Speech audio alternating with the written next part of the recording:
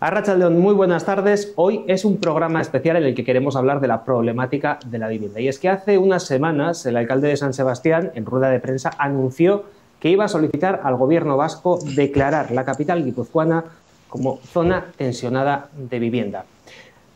A partir de este momento, los precios de los alquileres se pueden intervenir, pero antes de ir a la parte más técnica y antes de conocer qué supone ser una zona tensionada, vamos a escuchar al alcalde que justificaba así esta decisión que tomaba la Junta Local de Gobierno de la capital guipuzcoana. Solicitamos al Gobierno vasco que Donostia sea declarada en su totalidad zona de mercado residencial tensionado. Lo hemos hecho por procedimiento de urgencia, tal y como se aprobó en el Pleno del Ayuntamiento, y en este expediente se contempla que la ciudad de San Sebastián cumple los requisitos establecidos por la Ley de Vivienda para ser en su totalidad designada como zona tensionada. Concretamente, si se considera que el peso del alquiler debería representar el 30% de los ingresos, pues en este momento constatamos que en nuestra ciudad ese índice está en un 31,6%. Existen importantes dificultades en nuestra ciudad para acceder a una vivienda a precios asequibles y especialmente esta es una dificultad que padecen los colectivos más vulnerables. Un problema tan complejo como el de la vivienda, pues difícilmente se soluciona con una ley.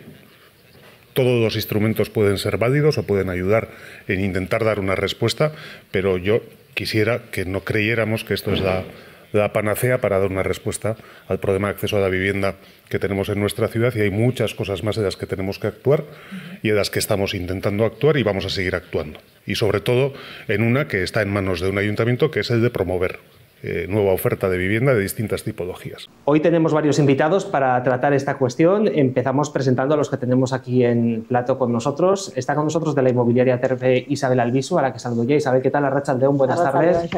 Y tenemos con nosotros a Íñigo Fernández, que es un propietario de una vivienda. Muy buenas tardes, Arratsaldeon, Íñigo. Muy buenas tardes. Y al otro lado del Skype tenemos al jurista José Luis Escobar, al que también saludo. José Luis, ¿qué tal? Muy buenas tardes y gracias por atendernos. Muy buenas tardes, encantado de estar contigo. Bueno, te voy a preguntar a ti enseguida, José Luis, qué significa ser una zona tensionada de vivienda, pero para ponernos un poco en situación, San Sebastián es una de las ciudades más caras de España y cualquier persona que quiera acceder a una vivienda tiene importantes complicaciones. Hemos querido hablar con una inquilina que ahora mismo está viviendo en alquiler, en concreto en Rentería, en un municipio cercano a la capital guipuzcoana, y ella nos ha contado muy brevemente cuál ha sido su proceso. Estuvo viviendo en San Sebastián, por precios elevados de alquiler tuvo que dejar su vivienda y ha conseguido un piso más asequible en Rentería. Vamos a escucharla y luego vamos contigo, José Luis. Tanto a mí como a mi pareja nos ha costado muchísimo encontrar una casa de alquiler. Debido a que la vida cada vez sube más de precio, está todo muy caro y los sueldos siguen siendo los mismos. Entonces cuesta bastante, la verdad. Por el tema del precio, al final los alquileres ahora mismo, en mi caso aquí en Donosti, no bajan de 1.200 euros y al final pues es un sueldo entero, digamos, es un sueldo normal que ganamos cada uno y es inviable, es imposible. Al final un sueldo entero se te va para el alquiler y con el otro pues tienes que pagar coche, luz, agua, internet y comida y al final pues no llegas a fin de mes muy ahogado. Nosotros hemos tenido suerte porque hemos podido conseguir un piso en Rentería, pero aún y todo estamos hablando de 950 euros. Nosotros estuvimos viviendo en Larracho y al final son precios desorbitados que no te puedes permitir. Y en nuestro caso tuvimos que volver a casa de nuestros padres porque era inviable. Pues estas eran las declaraciones de Nerea, la inquilina de un piso de alquiler. La verdad, en una zona como Larracho, que nos comentaba que había estado viviendo 1.200 euros, pues es una barbaridad. Larracho, para quien no lo conozca, es un barrio de San Sebastián que está en las afueras, es prácticamente periferia de San Sebastián. José Luis, evidentemente tenemos un problema con la vivienda, pero declarar zona tensionada un municipio, como es el caso de San Sebastián, no sé si es la solución. El propio alcalde decía que no era la panacea ¿Y cuál es tu criterio respecto a esto? Y por supuesto, también te pregunto qué supone el que un municipio sea declarado pues, zona tensionada. Mira, para declarar zona tensionada es preciso que el coste de la hipoteca más los costes de suministros, de agua, etcétera, supere el 30% de los ingresos medios o de la renta media de los hogares. ¿Qué significa esto? Que si la renta media es 1.000 euros, por ejemplo, pues si el coste de la hipoteca más el coste de los suministros supera los 330 euros, que lo supera seguro, se puede declarar zona tensionada. Todo esto hablamos siempre de medias, coste medio de hipoteca, etcétera. Y también que el coste de la vivienda y del alquiler haya experimentado en los 5 años anteriores a la declaración un porcentaje de crecimiento superior al menos en 3 puntos al crecimiento acumulado del IPC. Es decir, si el precio de la vivienda o del alquiler supera por 3 puntos el IPC en los últimos 5 años, pues entonces técnicamente se puede declarar zona tensionada. ¿Qué supone esto? Pues supone varias cosas. Primero, el ayuntamiento puede topar los precios, es decir, el precio máximo de alquiler en esta zona va a ser X, el que él diga. Va a controlar el incremento de la renta anual, es decir, actualmente se suele plasmar en los contratos que todos los años sufrirá un incremento del IPC. Bueno, pues ahora es el ayuntamiento el que dice cuánto puede ser ese crecimiento, es decir, puede ser el IPC menos 1 punto o el IPC más 2 puntos, en fin, ese es el ayuntamiento que lo decide. Pueden imponer impuestos a las viviendas desocupadas. Es decir, si tienes 3 viviendas y nada más ocupas una, pueden cargarte de impuestos o incrementarte el IBI en las viviendas desocupadas. También pueden, si quieren, obligar a alquilar las viviendas vacías, naturalmente al precio que ellos digan. Y estos son prácticamente, también pueden declarar toda esa zona exenta de alquiler turístico para poner más viviendas a disposición de los inquilinos, de larga duración. Y estas son las consecuencias. Claro, le voy a preguntar directamente al propietario. En tu caso, que has alquilado una vivienda, todo esto entiendo que te desincentiva. Es decir, sí. No sé hasta qué punto esto ayuda también a poner más viviendas en el mercado, porque claro, el incremento de precios, entre otras cuestiones, es porque no hay oferta, y al no haber oferta y al haber mucha demanda, los precios suben. Sí, al final yo creo que el mercado se regula solo. Entonces, si interviene en el precio de la vivienda y, bueno, pues lo que hacen luego es que te pongan trabas a la hora de temas vulnerables y tal y cual, el propietario se desincentiva para tener un alquiler, y lo más lógico es que lo saques a la venta cuando se quede vacío, porque si no le puedes subir ni el alquiler ni nada, o sea, no, te mantienen un poco el precio y se va estancando. Al final deja de ser rentable, porque al final tú pagas seguros, pagas el IBI, pagas impuestos, pagas los suministros del portal, tal. Ahora también los honorarios de la agencia. También. Ahora los honorarios de la agencia, que al final eso...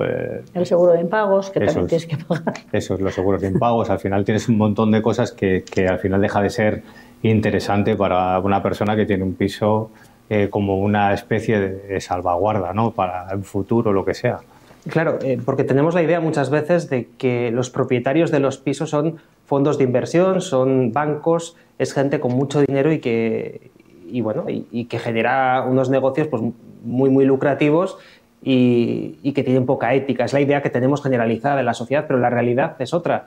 Muchas veces al menos. La realidad, Isabel, y tú que tienes una agencia, sabes perfectamente que la gran mayoría de propietarios que tenemos en concreto aquí en Guipúzcoa que ponen pisos en alquiler no son estos fondos, sino que son particulares que han invertido en una vivienda que en un futuro quizás se la dejen a sus hijos, por ejemplo. Sí, muchas veces se la dejan a sus hijos. Hoy día también con el índice de divorcios que hay, también mucha gente cada vez más quiere tener cada uno su vivienda independientemente, y luego por si acaso se rompe un matrimonio, pues que por lo menos no venga todo el desequilibrio completo ya, y les gusta tener 2 viviendas por si acaso, entonces una la alquilan y la otra están viviendo.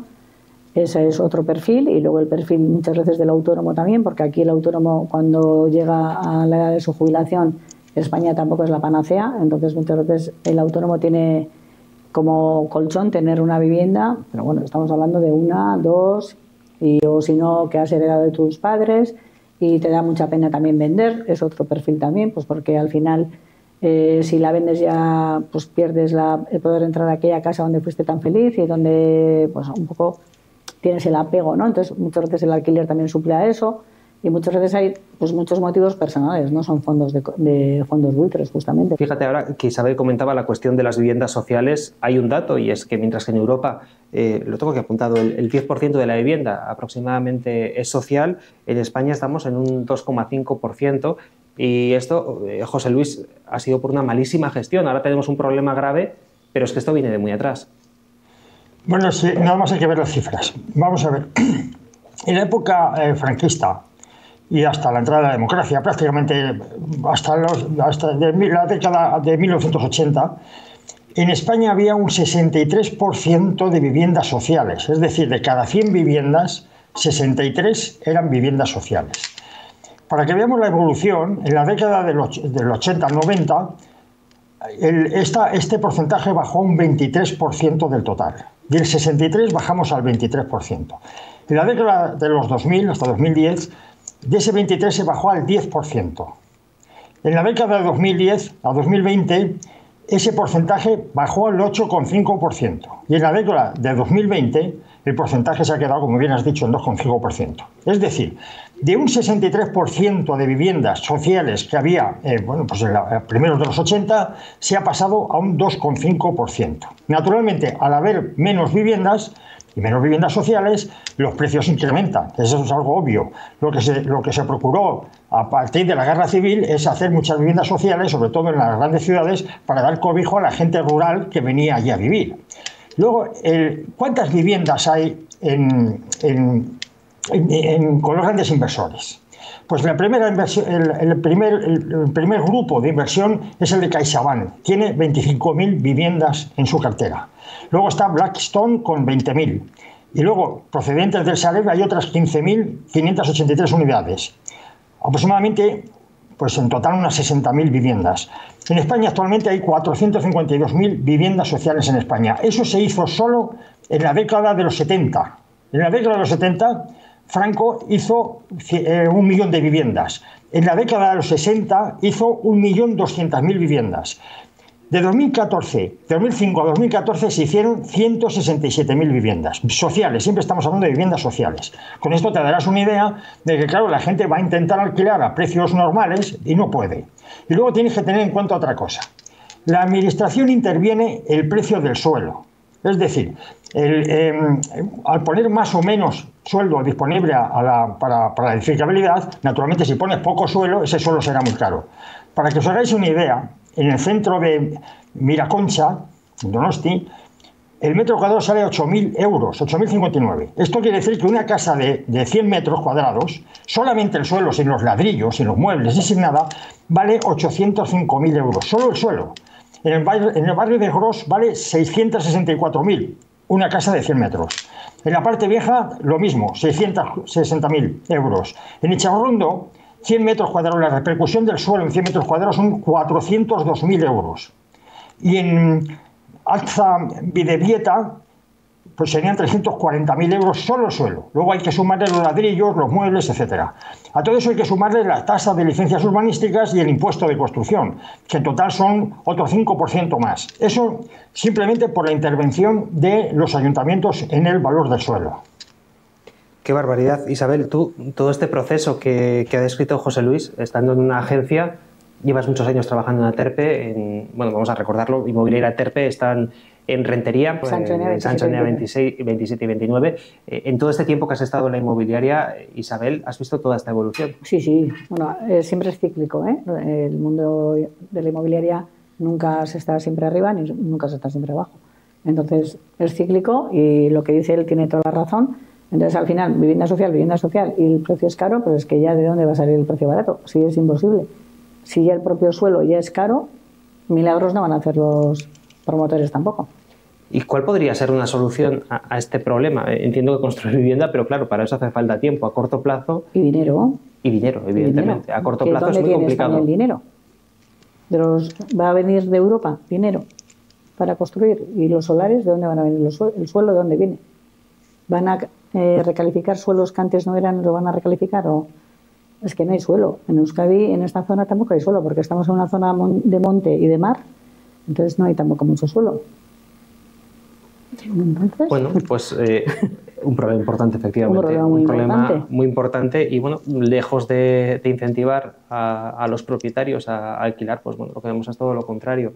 De hecho, es verdad, hay que proteger a aquel que sea vulnerable y que, bueno, tenga dificultades, ¿no?, para acceder a una vivienda, pero, Íñigo, a ti te pregunto como propietario, entiendo que cuando un inquilino se te queda en casa... Pues yo he tenido ese problema, he tenido un impago y, bueno, ha sido bastante complicado el tema. Tenía seguro de impagos, gracias a tenerlo, pues me ha costado 15 meses que esa persona se vaya. Después de que el juez le declarara que se tenía que marchar, los servicios sociales le declararon vulnerable, entonces se alargó más la cosa. Entonces, claro, al final eso te desmotiva mucho, al final y es engorroso, porque al final si es una familia que tiene un problema realmente, tal, pero bueno, esta no era el caso, era otro tipo de casuística que de todas formas, Íñigo, perdona, los servicios sociales no le declararon vulnerable, fue él mismo el que se declaró.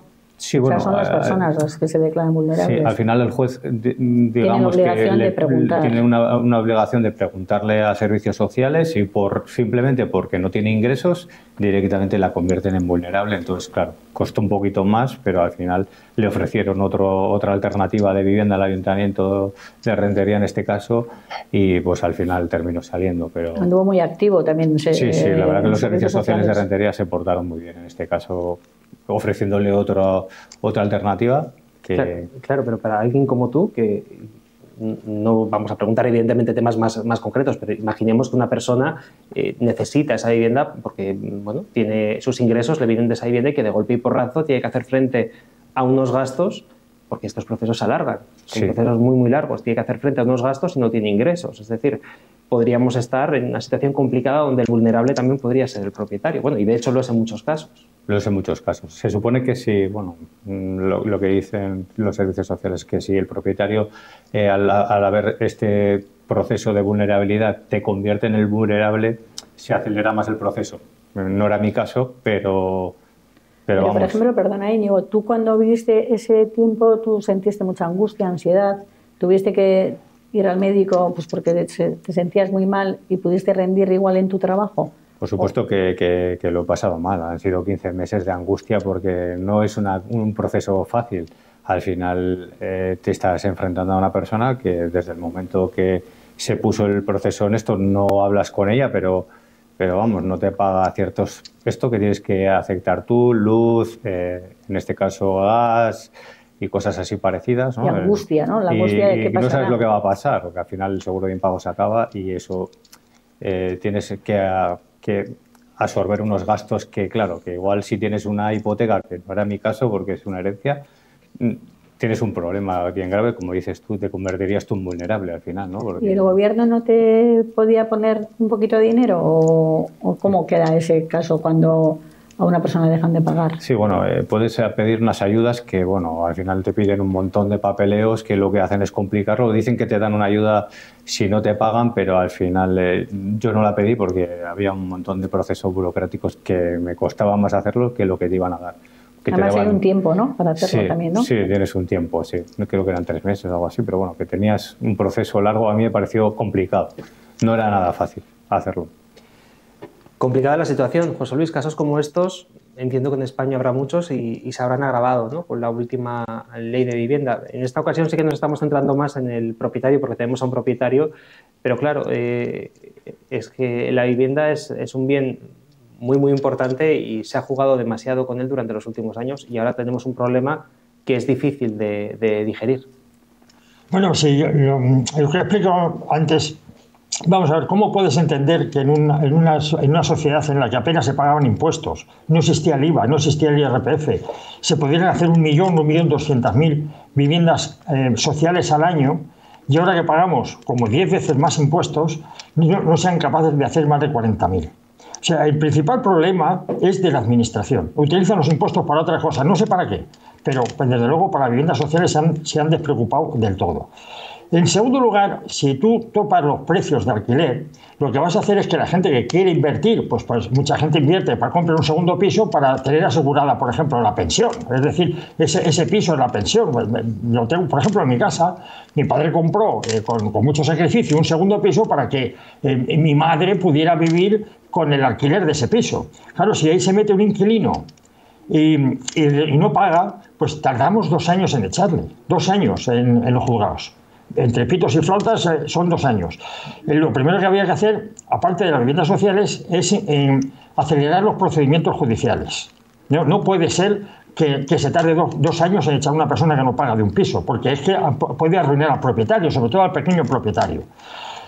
Por otro lado, si queremos abaratar el precio de la vivienda, hay que abaratar el precio del suelo, es lo principal, ya hemos visto los precios. Para ello hay que desregularizar, es decir, actualmente los ayuntamientos conceden permiso para regularizar, para construir en cierta zona, pero claro, si topas esa zona, si no dejas construir más, pues como hay poca vivienda, va a ser cara. En tercer lugar, son los impuestos. No puede ser que una persona joven que vaya a comprar un piso ahora cargarle de impuestos, no solamente del IBI, ya hemos visto que le repercuten por el impuesto sobre la construcción o sobre la promoción, las licencias de construcción, etcétera.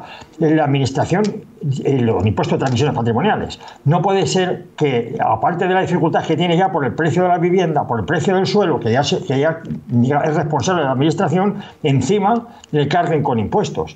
En definitiva, de regularizar el suelo, bajar impuestos y acelerar los procedimientos de desahucio.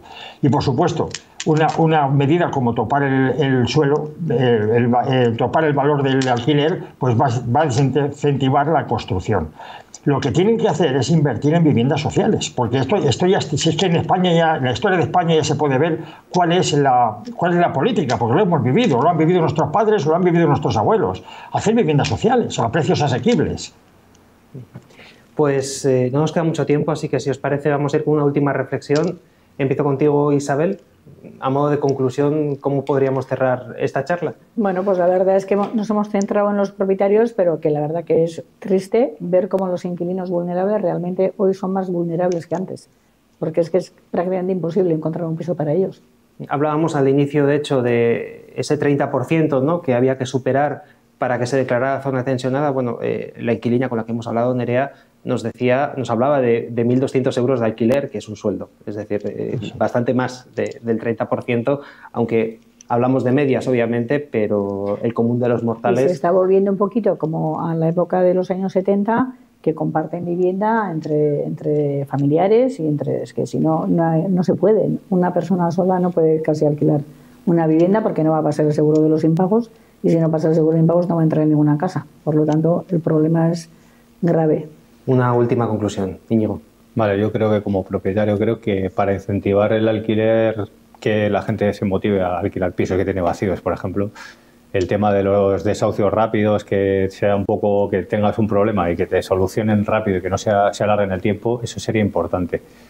Y que bajen los impuestos un poco también, porque en el resto de España se puede desgravar más dinero que aquí en Euskadi, por ejemplo. Es otro problema, ¿no?, que quizás no es tan maravilloso como se cree la gente, que tener un piso de alquiler con eso te hace rico, y no es nada parecido. Tienes más problemas que otras cosas, pero bueno, y hacer más vivienda social, está clarísimo que la solución viene un poco por ahí también. Por cierto, también decir que generalmente cuando hay un alquiler suele ser una buena experiencia. Estamos hablando evidentemente de casos muy extremos, sí, pero bueno, Isabel nos lo puede contar, como la mayoría de los casos en tu inmobiliaria en concreto pues son casos satisfactorios, en donde tanto inquilino como propietario llegan a un acuerdo. Sí, tenemos unas ambos, experiencias, ¿no?, muy bonitas, y la verdad es que es hasta emocionante hoy en día además encontrar un propietario y un inquilino que se juntan y cómo salen felices de la oficina queriendo cuidarse unos a otros, como decimos nosotros, ¿no? Yo te voy a cuidar y tú cuídame. Entonces eso es bonito y es el día a día. Es una desgracia lo otro, no es el día a día. Y al final hay que recordar también, José Luis, que efectivamente un propietario que pone una vivienda al servicio de un tercero también está haciendo una labor social, porque tal y como comentábamos, falta vivienda y, en fin, hay que agradecer también al que hace un esfuerzo para que esta vivienda pues pueda ser un bien asequible también, ¿no? Claro que sí, el dotar de vivienda a las personas jóvenes pues, que se quieren independizar, pues bueno, y a las personas mayores, es que es algo obvio, es una necesidad básica. Mira, el declarar una zona tensionada significa que muchas viviendas van a salir del mercado, muchas viviendas de alquiler salen del mercado. Yo no quiero alquilar. Si los pequeños propietarios pues meterán ahí a un familiar, en fin, dirán que eso no está vacío, pero no se arriesgan a alquilar por el precio que sea porque no les conviene. ¿Qué va a ocurrir? Que va a haber menos vivienda de alquiler. El que tenga la suerte de hacer un contrato de alquiler en una zona tensionada con bajo precio, pues enhorabuena. Pero el que no tenga la suerte se va a tener que vivir cerca, fuera de la zona tensionada. ¿Qué ocurre? Que al salir mucha gente fuera de la zona tensionada, cerca de las grandes ciudades, los precios van a subir. Es decir, los inquilinos van a tener que pagar más. Van a tener que pagar más caro. Así que hay dos opciones. O logran un contrato de alquiler en la zona tensionada o lo van a tener mucho peor de lo que están ahora. Bueno, pues un problema muy grave el de la vivienda. Seguiremos hablando de esta cuestión. José Luis Escobar, muchísimas gracias por haber estado con nosotros. Sé además que vas a volver a la plataforma Geopoder próximamente, geopoder.net, así que te veremos ahí. Gracias, muchas gracias a ti, Jesús. Y gracias aquí también a Isabel Albizu de Inmobiliaria Terpes, que recasco gurekin egon izan nagatik. Íñigo, mila esker, gracias por contarnos también tu experiencia y por haber venido a Teledonosti. Gracias por invitarme. Nosotros ahora continuamos con música, porque hace unos días Sune sacó su nuevo disco, lo presentó en el Aquarium de San Sebastián, nos hizo una actuación en directo fantástica y enseguida hablamos de este nuevo trabajo musical que lo presenta en solitario después de sus 10 años en el grupo UNZA.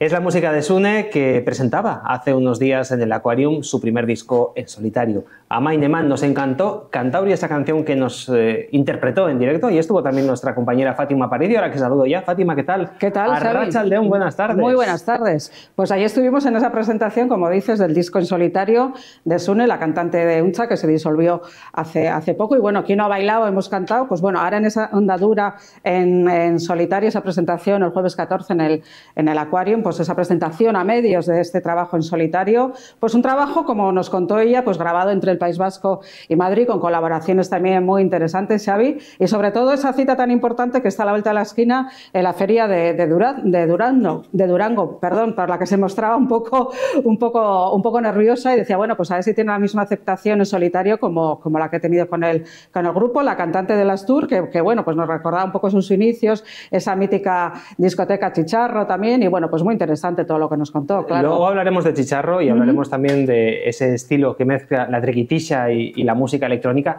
pero ya que has mencionado las colaboraciones y ya que hemos hablado de UNZA, hay que recordar que esta canción que acabamos de escuchar es una versión que la tocó ella sola, evidentemente, en el escenario del Aquarium, pero en el disco tiene la colaboración de sus antiguos compañeros de UNZA, y para ella, bueno, también comentaba en la rueda de prensa cómo había sido muy especial contar con ellos en la producción de este tema. Exactamente, además de sus compañeros de siempre, Xavi, pues se decía que esa colaboración porque al final, bueno, pues el grupo se ha disuelto, pero siempre queda ese cariño, esa cercanía. Son muy amigos además. Y muy amigos, exactamente, sí. Porque bueno, además, ¿quién no ha estado en una romería, en una actuación de UNZA con esas canciones, ya no solo para jóvenes, con esa triquitisha? Es que además, te diré, Fátima, que UNZA volvió a poner en marcha otra vez ese espíritu del triqui boom de los años 90, que se había perdido, y gracias a ello se recuperó. Y cuando UNZA dijo que se disolvía, A mí me dio pena eso, y ahora, bueno, menos mal que está Sune, que lo vuelva a mantener, Sí, ¿no? sí, toma un poco ella el relevo. Ese relevo, ¿no? Ese relevo, exactamente. Grupos de estas características no hay muchos, ¿no? Sí, afortunadamente. Bueno, antes también fuera de cámara os decía un poco en la línea de Gosategui, que fueron un poco los que iniciaron este tipo de sonido tan bonito, no solo para jóvenes, porque yo tengo sobrinos ya adolescentes que obviamente son muy seguidores tanto de Sune como de Untxa, pero también un poco pues para todos los públicos que han pasado por muchas localidades, y afortunadamente Josune Arakistain toma ese relevo. Bueno, Josune Arakistain, que decía yo hace unos instantes, explicaba por qué tenía esta mezcla de triquitisha y música electrónica. Y es que, como bien decía ella en rueda de prensa, ella es de Itziar, allí estaba La Chicharro, esa discoteca tan mítica que todos conocemos, y nos explica de qué manera influyó también la música que se pinchaba en ese espacio en las canciones que ha hecho ella. Zergaitik trikitixa eta elektronika eta bueno, ni Itziarkoa naiz herri txiki bat bertan bueno, trikitixa eta tradizioa pixkat oso presente daude, baina aldi berean bertan Txitxarro bezalako diskoteka egon da urte luzez, eta bertako gazteok bakagu herentzia hori festetan, eta bueno, bertan genuen gaztetxe estilokoan beti festetan gabeko amabitatik aurrera bakalaua baino lago gorra, eta orduan, klaro, ni trikitilaria nintzen, bueno, trikitilaria naiz, eta me encanta trikitixa. Baina, zakit, hainbeste aldiz entzun da tekno eta bakalau ere, me encanta. Orduan, niretzat oso naturala izan da fusio hori. Pues le deseamos lo mejor a Sune, espero que podamos tenerla pronto en este plato de televisión, nos encantaría poder entrevistarla, sería una gozada. Y gracias, Sune, por mantener ese espíritu de la triquitisha vivo. Vamos a dejar la música y vamos a continuar hablando de cine porque, Fátima, se acercan los Goya y empezamos ya a tener noticias que tienen que ver con este evento que todos los cinéfilos pues lo ven siempre por televisión. Pues sí. Pues para empezar, ¿qué tenemos sobre los Goya, Pues Fátima? De los Goya se van sabiendo poquitas cosas. Se van a celebrar el 8 de febrero en el Palacio de Congresos y Exposiciones de Granada. Fíjate tú qué ciudad, Xavi. Bueno, cualquiera, ojalá poder ir a Granada, ¿verdad? Pero bueno, Granada, tierra soñada.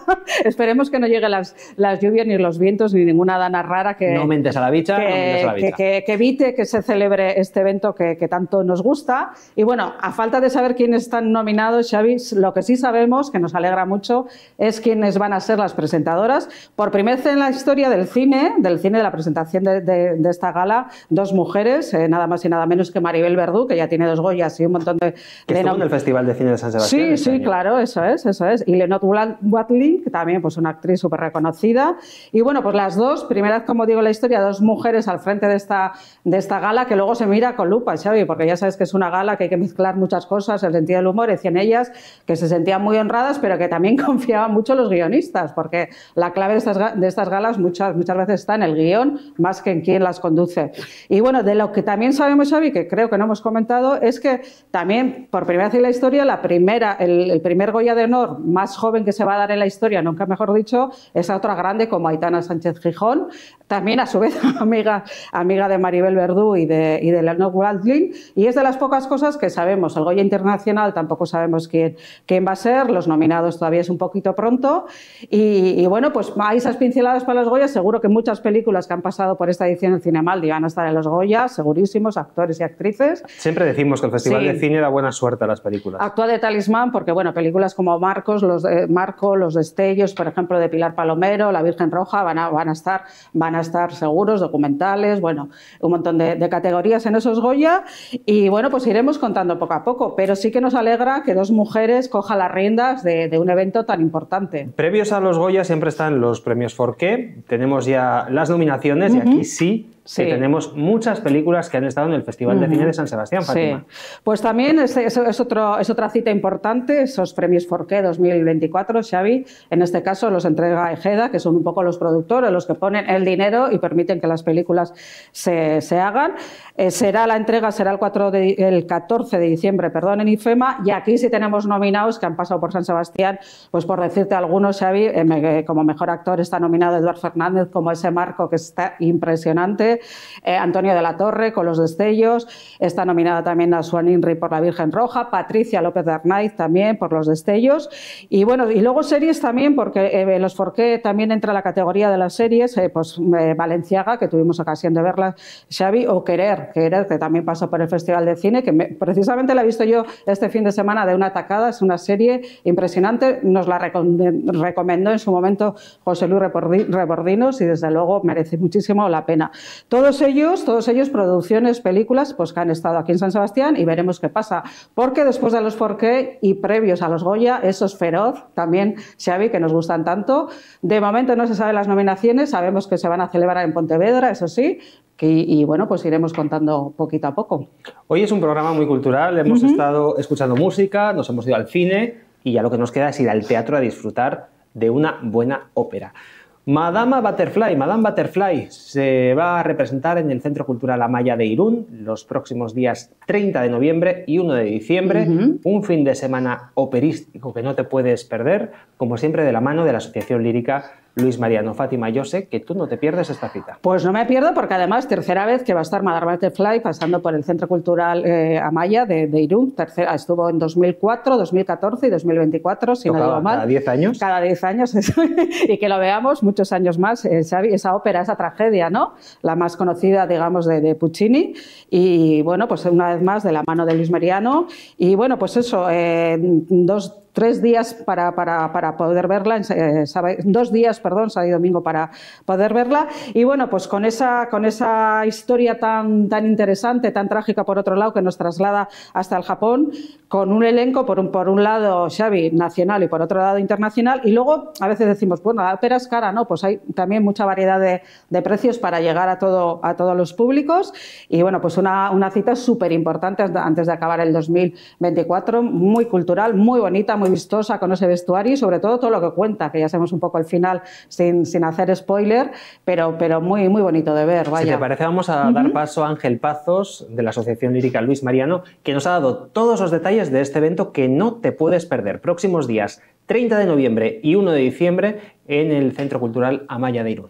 Madame Butterfly es un poco nuestra ópera fetiche, puesto que es la primera ópera que presentamos allá por 2004, y digamos que llega para cerrar esta temporada 2024,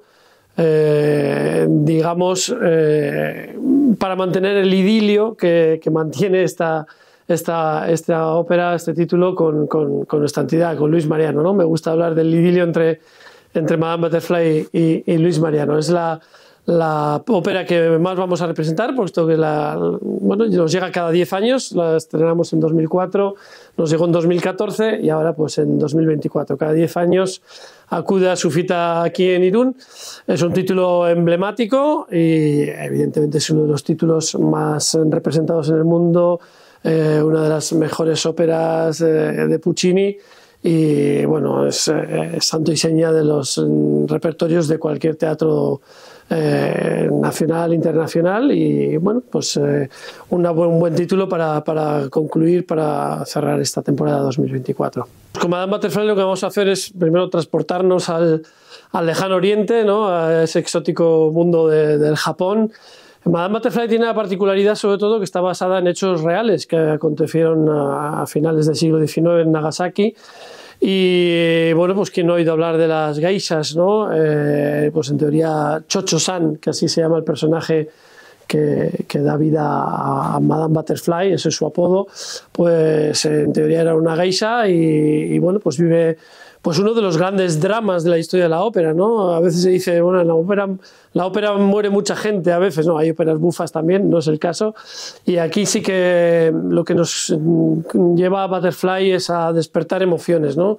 No solo por la música de Puccini, sino también por la poesía y el mensaje que transmite. El drama es de una niña que se casa convencida, enamorada de un americano, y luego pues se ve abandonada, y el punto final en el cual él viene 3 años después a recuperar, a llevarse a su hijo, quitarle a su hijo, y que conlleva pues ese rito japonés del harakiri, que ya se quite la vida, ¿no? pues lo que despierta es eso, sobre todo en las amachus, pues unas sensaciones muy fuertes.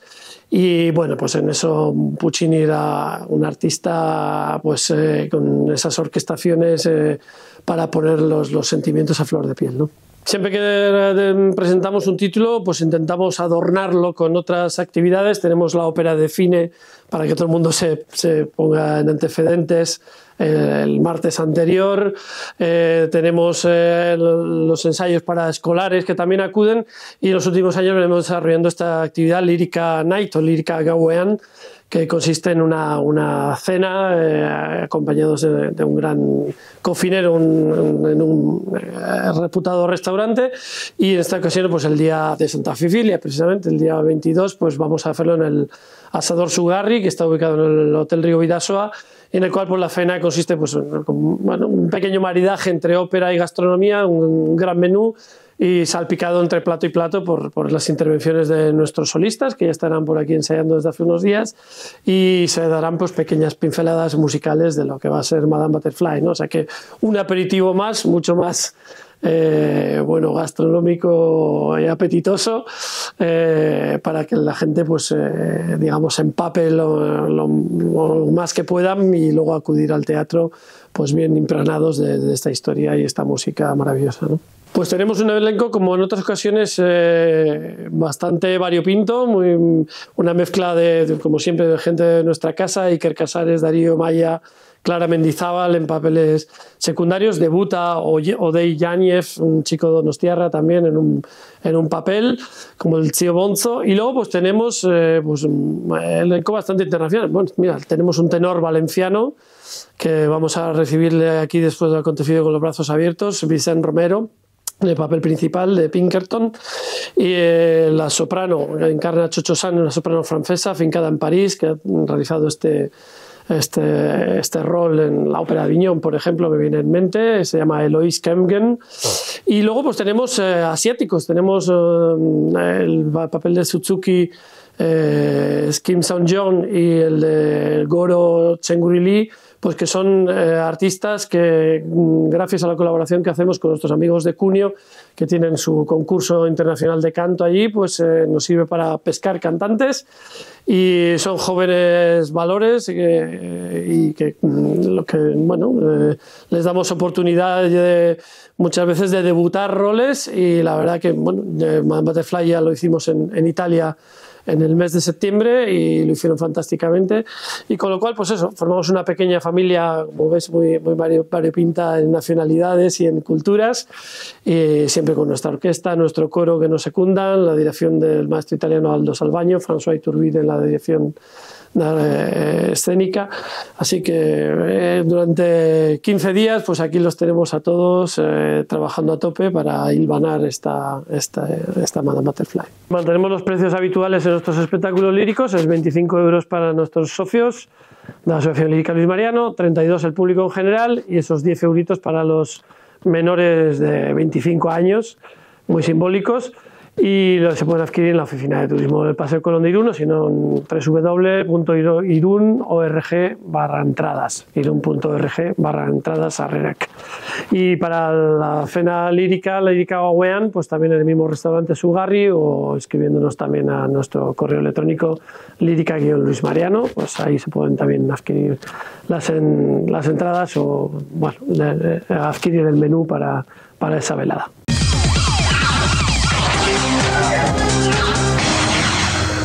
Pues después de este vídeo nos hemos quedado ya sin tiempo. Fátima, gracias por haber estado con nosotros. Nada, un placer, y bueno, un poco de todo, esas recomendaciones que tanto nos gusta, y seguiremos informando con esta temporada de premios, insisto, y bueno, más cositas que van a ocurrir pues, en la ciudad de aquí a lo que queda de fin de año.